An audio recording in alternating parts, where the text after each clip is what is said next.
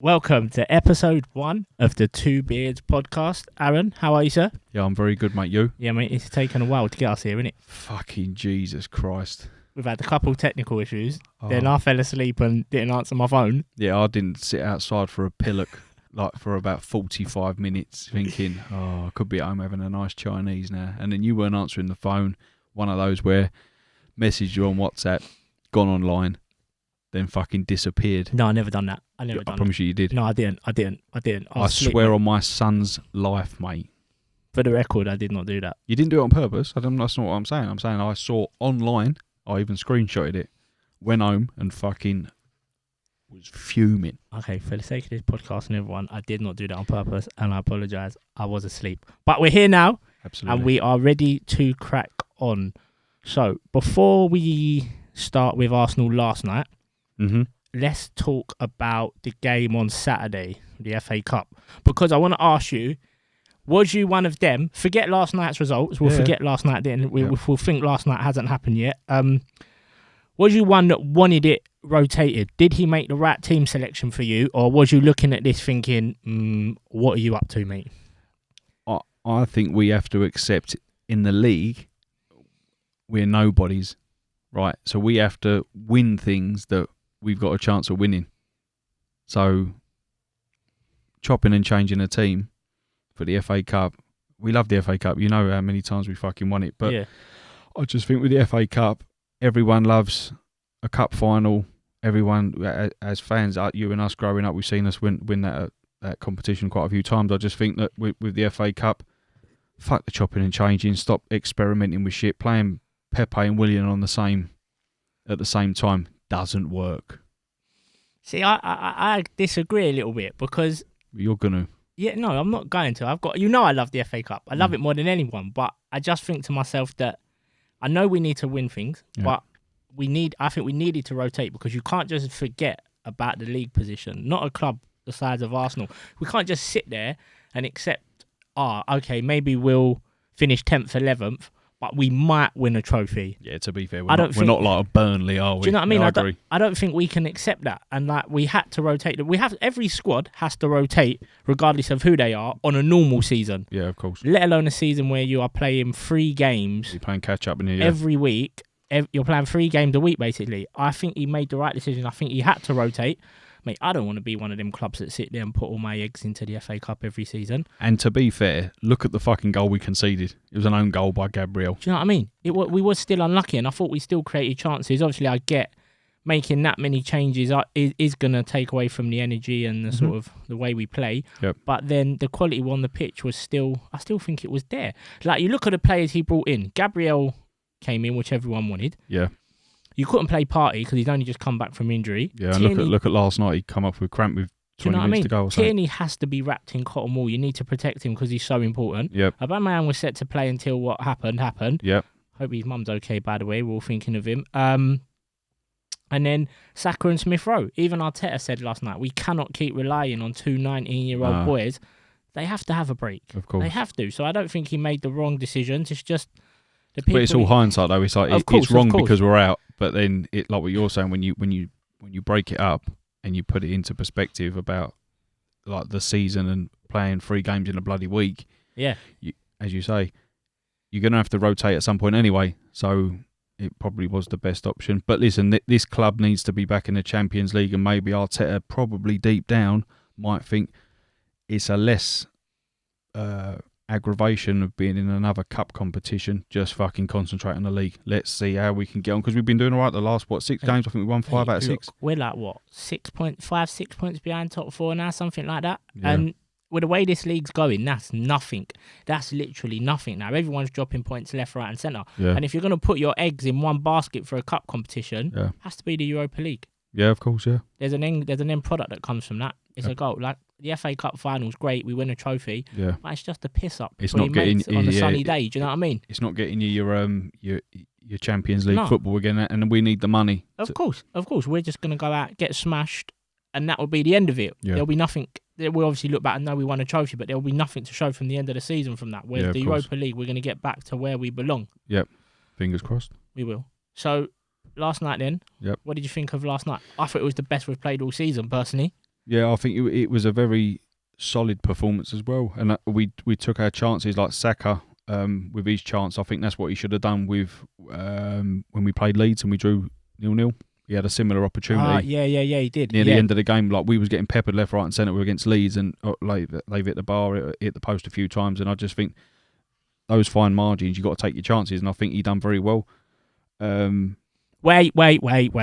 Before you go any further, you know what's coming.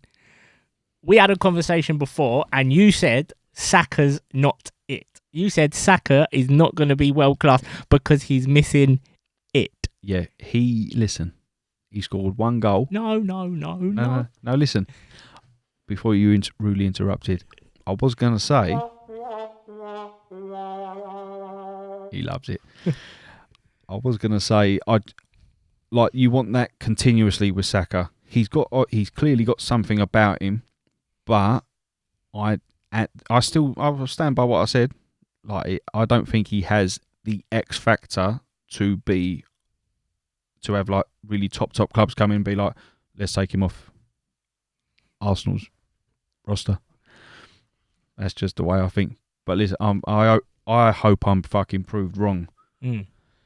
Took his goal well done, happy days. But then there was elements in the second half yesterday where we're on a counter attack. He's got two players around him, like sort of half closing him down, not like a solid press. And he's just sort of like clumping it forward into fucking no man's land instead of just retrieving possession, going back and recycling it. That's what I can't stand about what he does. He does some really good stuff. Like, look at Lacazette's goal. First time, ball across the box, right foot. Lacazette's 3-1, it's game over. But there's other things in his game where he gets the ball in certain situations. Be fucking strong. Like, use a bit of your power. And like, I don't know, win a foul, win fucking stupid free kicks. That's what we don't do. We haven't done that at Arsenal for fucking ages. We just rather sort of lose possession and then it's on against us again. But I think like defensively, our defensive shape yesterday. Leno done pretty well yesterday. It's a great finish from Armstrong, though, weren't it? Could do nothing about it. He can't do anything about it. But it's a well rehearsed fucking corner, like a set piece. Great strike. But yeah, I was very happy with the performance and obviously the result. And Smith Rowe? I love him. Do you? Yeah, I just like the way he plays. I was always like a Hleb fan. So he reminds me of Hleb a little bit. Yeah, I can see that. Yeah. There's a few people that didn't really rate Hleb because he didn't have like a bit of an end product. Kept the ball well. And as I said, talking about Saka recycling it and keeping possession, I think Smith Rowe does that very, very well. But there's going to come a time where, let's say next season, Smith Rowe, right now, what are you doing? Are you going to be like an assist king? Or are you just going to fucking plod along and just get your assists, get your stats up with like passing the ball? Like, you need to like step up a little bit. Where are you going to go next? That's what I think. But the signs. Where do you think he'll go next? I'm ready to call him Smith Rowe. I'm committed to it. Give him number 10. I'm involved, mate. Him or Odegaard?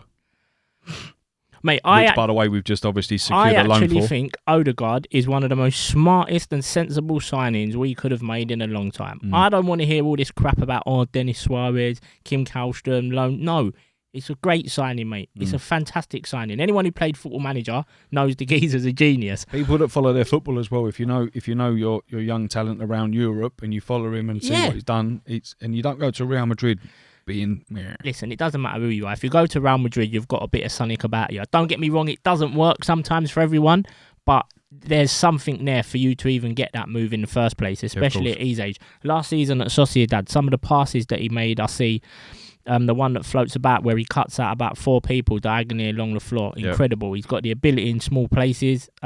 But the Prem is a different kettle of fish. Of course, I get that. It's a totally different kettle of fish, which is why I think this is an ideal signing, because I'm thinking we need a number 10 and we're desperate for it. Yeah. They've obviously got their main targets who they want. But if we can't go out and get them now, there is no point wasting money left, right and centre on anybody and January, everyone. Because you're going to be paying over the price anyway. Of course, they're quoting 50 million from Buendia. Now, I love Buendia. I think he's fantastic. But 50 mil is a lot.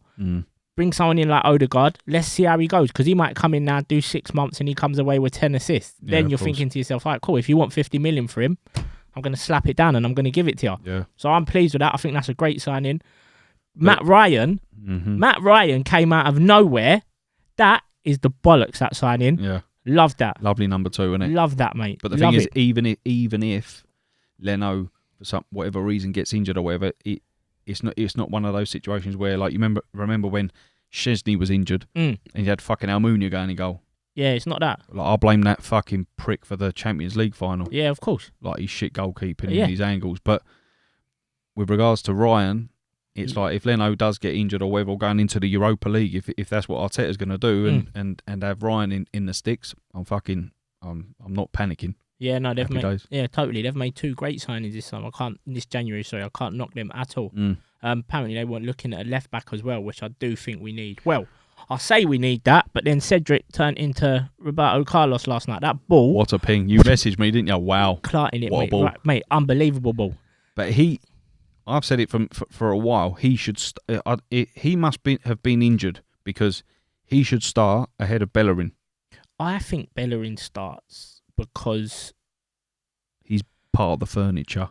Yeah and no, because he does know what it means to play for Arsenal, and every squad has one of them. Do you know what I mean? I get that. And I think that's part of the reason why he's in there. I don't necessarily think he's the best technically that we have at the club at right back. But I said it yesterday, like, another thing that frustrates me with him, I don't know whether it's because of injuries, he don't want to exert himself, but he gets the ball, he does fuck all with it.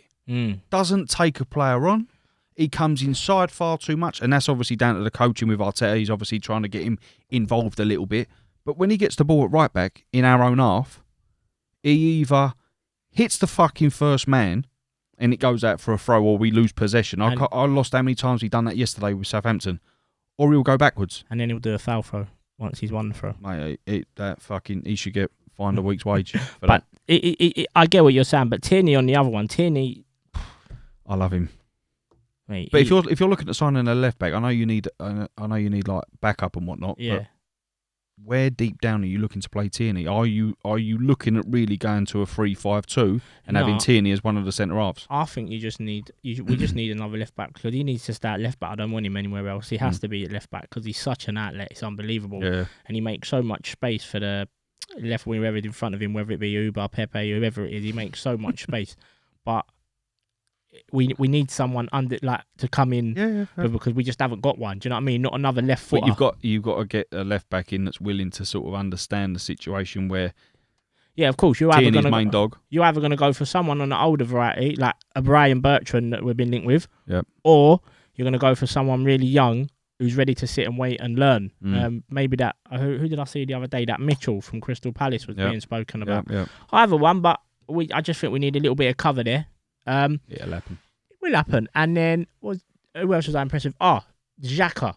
Granit Xhaka last night was incredible.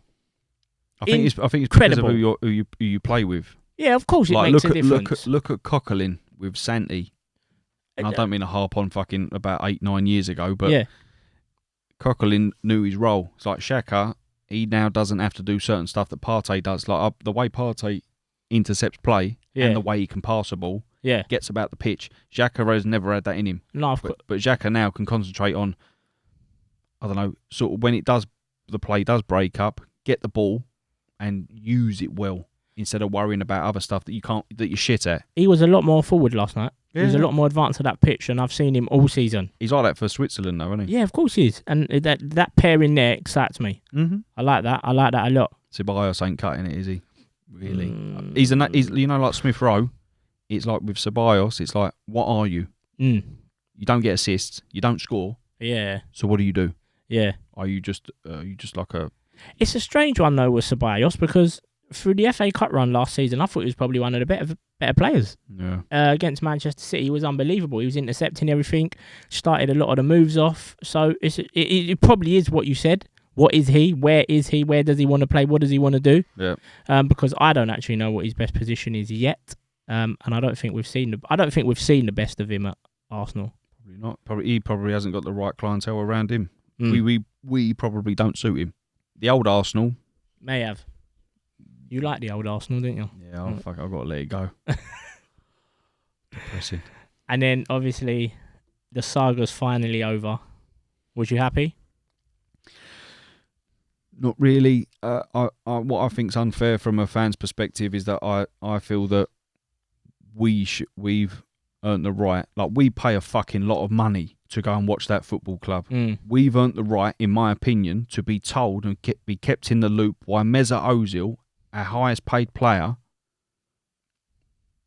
isn't in the fucking Premier League squad. Let alone fucking not starting or not playing or being on the subs bench, but not even in the squad. Yeah. So not even in the Premier League 25.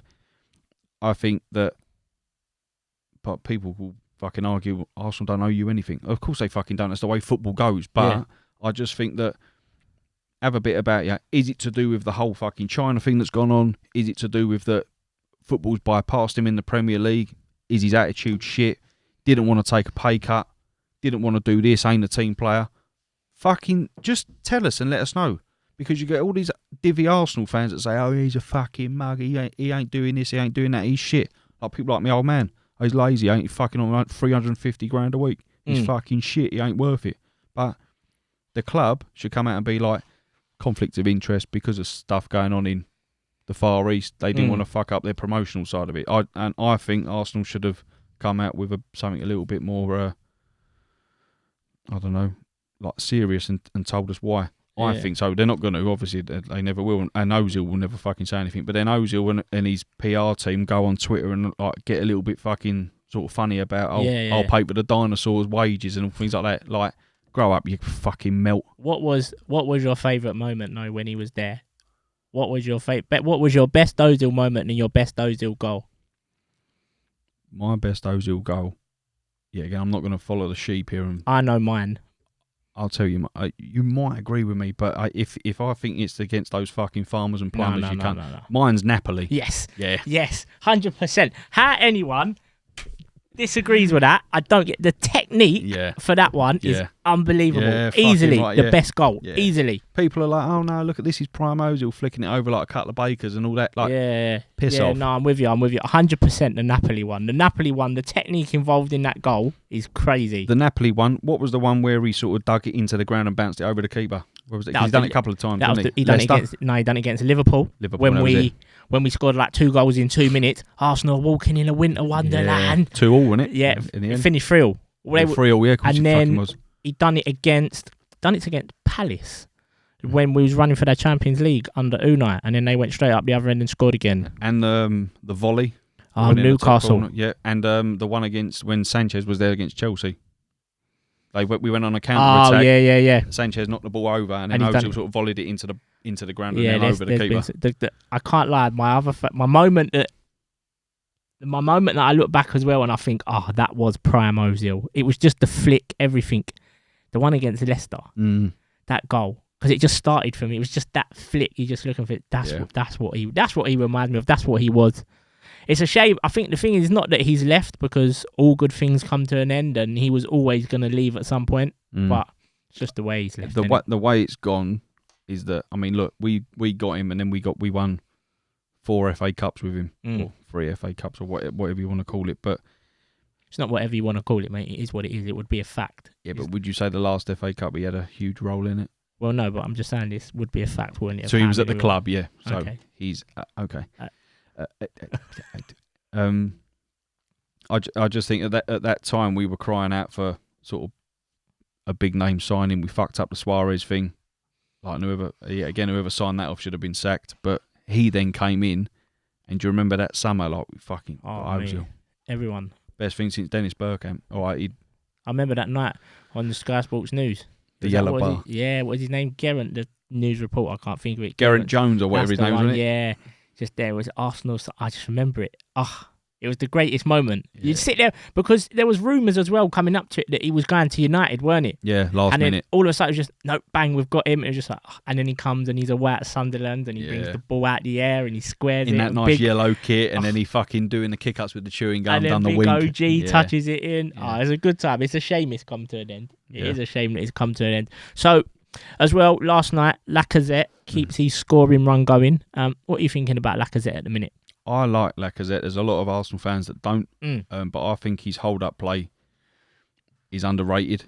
All right, it's not Giroud, your boy, but I think he's very strong. He's better than Aubameyang at it, and I think he links up the play a lot better. I love it when he scores. He just looks like, like when Ian Wright used to score for Arsenal and Henry, it's like they love it. Like when Lacazette scores, he loves it. He fucking loves it. Yeah. I like Lacazette. I've always liked him. Great, prolific goal scorer, and hopefully the way we're sort of playing, creating chances, give him a chance in and around the box. You like to put your money on him to slot it away. But I like him. I think he's great. But then I think like him and Aubameyang playing in the same side. I don't know personally. I don't know how it works. I don't know how it works because I like Lacazette at 9. I do. I think his link up plays good. His hold up plays good. The way he brings in Saka and Smith Rowe into the game, that little triangle that we're seeing there, that's really good. It's just I don't really like Aubameyang out on the left. No, but then when Aubameyang starts, a bit like Henry, when Aubameyang started central and then drops to the left. Do you know what I mean? So it works. It's another worry for the defence. Whereas if Aubameyang starts left, it's like, well, the cunt ain't going anywhere else because Lacazette's in the middle. But then I think there's a lack of interchanging. Especially like, but Lacazette ain't got the blistering pace like Aubameyang has over him. Hence the reason why Aubameyang's always shafted out wide. What did you think of Pepe last night? Because I think Pepe on the left is a totally different animal to Pepe on the right. 100%, 1,000,000%. I just think that he needs another summer where he needs to bulk himself up a bit. I think for me he's too weak. Like he doesn't like. Yeah, again, like when you watch sort of videos of him gliding past players. Yeah. Especially in the French league, and like again, the Prem's a different fucking kettle of fish. But you see him gliding past players, and you think, fucking hell, strong. But he's got to have the space to glide past players. And I think the thing is, the games that we've been playing up until recently, they weren't creating that space for him to glide past anybody. He had no room to run past anyone. Whereas last night, you put him out. I think you put him out on the left on the way we played last night. He had a bit more space to run at people, which he did. And I think on the left, he ain't got time to think about it. Yeah, it's like it's a it natural seems to thing, come a bit more natural. Like whereas on the right, he's trying to cut inside. He's trying his dribbles. Well, you know he's going to cut inside because he's left-footed. Yeah, you know what he's going to do. Whereas on the left, it's not. It's just natural. He moves it. He pushes it on. He's going past people. He's progressive. He played a couple of passes last night. Give and goes. Against Southampton in the FA Cup, they moved him out to the left, and within 30 seconds, he's played a through ball through to Eddie. I think keep him out on the left. Well, I prefer him out on the left. I won't say keep him out on the left because obviously he was going to come there, and then you still got Cabbie. But I do prefer him on the left. See how it goes. Listen, it worked. It does work. It looks better. So then why are you gonna? And then we've got the back four, not the back four. Sorry, the two centre halves. Robbie's come on well, and then I don't know who I like best next to Robbie. Well, I think I prefer Mari. I can't lie, and that probably goes against what everyone else says. It's probably the most unpopular opinion ever, but I really like Pablo Mari. Yeah, he looks a nice cultured left-sided centre half, doesn't he? Yeah, he's not rash, and you don't see him chasing forwards to the halfway line. Granted, it's because he knows he can't get back. Yeah, but I don't care. He uses his noddle, doesn't he? Yeah, you're using your loaf. Like if you can't get back, then don't go. Whereas we've still got centre halves that will drift all the way out to the halfway line, chasing Che Adams, and I'm like, just go sit back where you need to sit. Stay back. Let Partey just fucking open his legs a little bit and do it for you. Yeah, that's what I mean. I quite like Pablo Mari, actually. I do really like him. But we won't know with Arteta. I don't think. No, I don't think he knows he's solid back four. He's probably got your Tierney, Bellerin, Holding, and it's out of the three knobheads: Luiz, Gabriel, Mari. Well, there's not really knobheads, are they? It's a bit over the top, mate. Well, it's just a term of endearment, you know me. It's a bit over the top, mate. It'd be interesting to see what he does in the summer, though, because he's definitely got his target. It'd be interesting. He's got his targets. He knows what he wants. It'd be interesting to see what type of player he brings in. Do you reckon he'll be given the time? Well, Arsenal, I think he'll be given the time and the money. And the money? Yeah. If we get Champions League. I reckon he'll be giving it anyway, mate. Look, I don't want to be one of them podcasts because there's untold of them out there, yeah? You know there is, who will get into all the finances, all the stuff about the board. But I don't care. It's not my dad's money. And if you spend it, you spend it. If you don't, you don't. I love my football team. Yeah. And I love the 25 players that they announce in the squad and the 18 players that play over a weekend. I don't get involved. I don't want to be that You don't want the politics side of it. Just it's a football club. Just fucking we'll talk about, we're men. We talk about in the pub, the football that we see on the weekend, the game, the way we played, the screamers, the red cards, the shit decisions. VAR. Yeah, I don't want to get into all that. But the finances and all that. Bollocks, mate. It's not, excuses, isn't it? It's not my dad's money, mate. It's not. I don't care. Yeah. Fuck's sake. I want a nice red Arsenal kit come out every year, and I'm happy, mate. Yeah. Lovely stuff. But no, super medium as well, because look, you're looking trim. Trim, mate. Yes. Trim. Lovely stuff. Got guns and all that now, mate. I think he will be given the time. I think he needs to be given the time. I hope so. I think he's... Because, listen, when you look at... We'll get onto it, but when you look at Lampard and what's gone on at Chelsea, Lampard, for me, earned the fucking right to be given a crack at that football club. People can turn around and say, we spent 200 million. All right, well, you've only given him fucking 6 months to work it. Yeah. 6 months. But I said to you at the beginning of this season, I think he's going to be one of the first to go. Yep. You cannot put that many new ingredients into the same pot and expect it to work. Yeah. You've got a manager there who is new. You're going to go and sign these big world-class signings. It doesn't work, mate. Like, it doesn't work. Do you know what I mean? And I mean, I'm shocked that Arteta's getting the most that he is out of these players because it doesn't normally work. No. Whereas Lampard's gone and he's paid all this money for like a Kai Havertz, and it just... Timo Werner ain't mate, really kicked on, has he? I thought it was... As soon as I heard the signings that they made, I said they're fantastic signings, they're great, you have to take your hat off to them, but there's no way he's lasting in that job. He was in a lose-lose situation. Any big signing that he made that didn't play was going to have to ump and do one. Yeah. If he weren't top of the league by Christmas, he was getting sacked, which he has done. I did never think it would work. No. And the thing, that's why I'm so surprised that not surprised at Arteta, because I have always had faith of him, as you know. But where I think credit's due the most is that he came in and he won a trophy, playing great football against some big, massive teams. There's managers who go their whole career winning shit, bringing absolutely nothing. And he's come in and he's done it. He's got that burden off his back straight away. Yeah. He then comes back for a new season. Everyone's expectation is through the roof. Yeah. Good signings. Yeah. Then it all hits. Then it all shit goes to fucking the fan, mate. It's not working. Trouble. All this Ozil stuff coming out. The football's terrible. And now he's just turned it straight back around.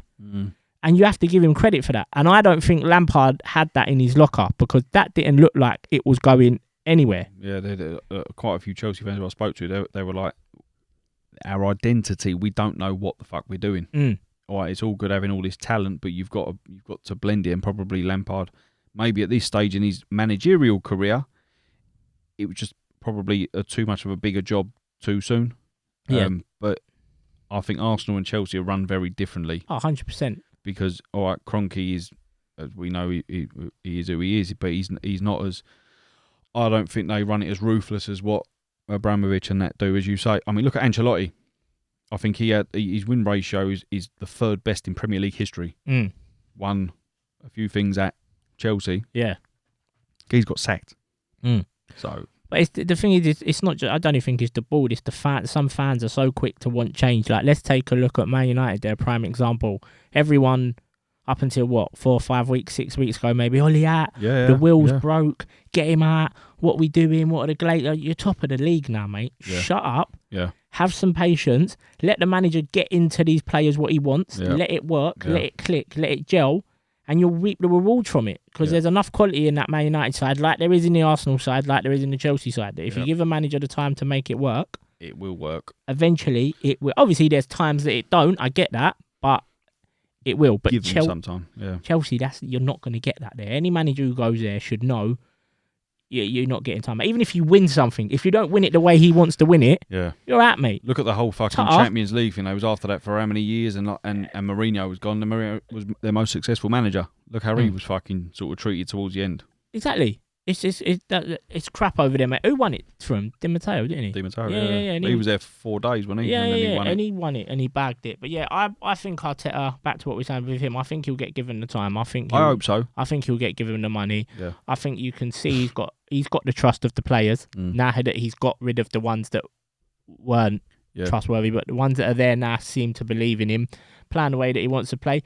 So give him. And I've said that from fucking day one, and the stuff that goes on with Pep at Man City, people talk about how much money he spent on what players. but you have to buy into the philosophy of the manager. Yeah, of course you do. Trust the manager and what he's doing. Like, look at the way Liverpool are with Klopp. They'll fucking run through brick walls for him. Yeah. They play to a system. Everyone knows their role. Mm. They do their jobs and they win the game. It's the same as how Leicester won the league, mate. No one can tell me Leicester won the league because they had good players, mate. Because their back four was Danny Simpson, Wes Morgan, Robert Hoof, and was it Christian Fuchs at left back? Yeah. Like, they won the league because they had a group of 25 players who sung from the same hymn sheet, and you like have gave 100%, but them lot were giving 120%. Yeah. That's why they won the league. Yeah, not because of anything else. Slags, we should have won the league. We should have won it that year, mate. And when Welbeck scored, I thought we had. That's it. I thought we'd won the league, and then we go to Swansea and Man United, and shit totally hits the fan. Absolutely, as we did in like the Wenger's last part.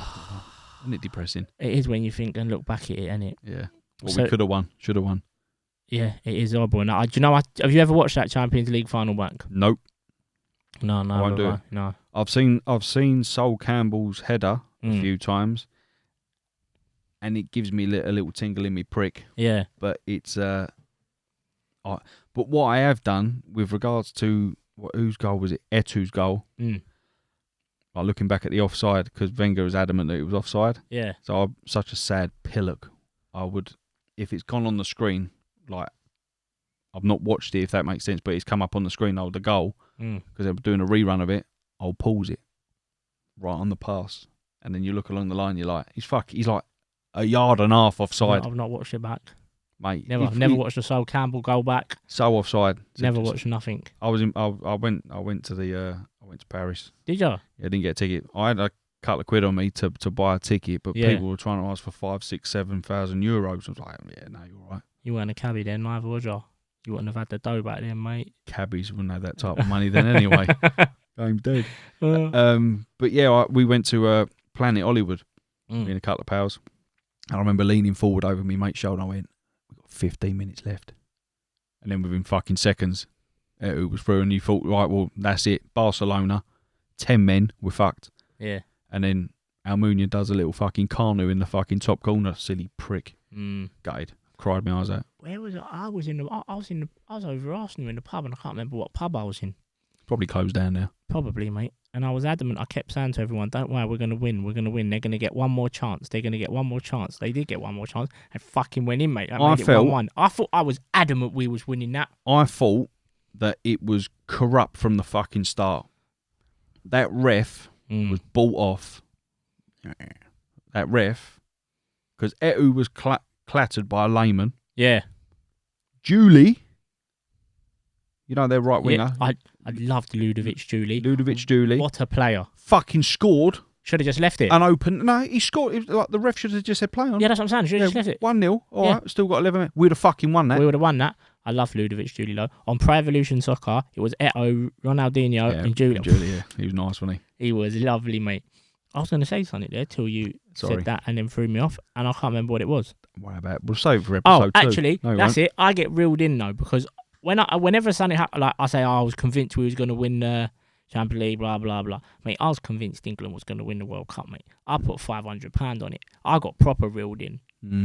You was looking at the social media, all the fucking beer gardens. No. Do you know what reeled me in was? Park. No. What reeled me in was, did you see that thing where it said the last time England won the World Cup was like Burnley got in Europe? Oh yeah, fucking all mate, that 6 and all fucking yeah. Mate, I see it and I was like, no, don't do it, bro, don't do it. Yeah. Then I was in Mexico and we won the first one. Then we won and I was like, oh, fuck, I'm doing it, mate. We're gonna win. It's coming home. It's fucking coming home. It didn't come home, mate. Nah, did it? Fuck. It didn't come home, mate. Southgate, yes or no?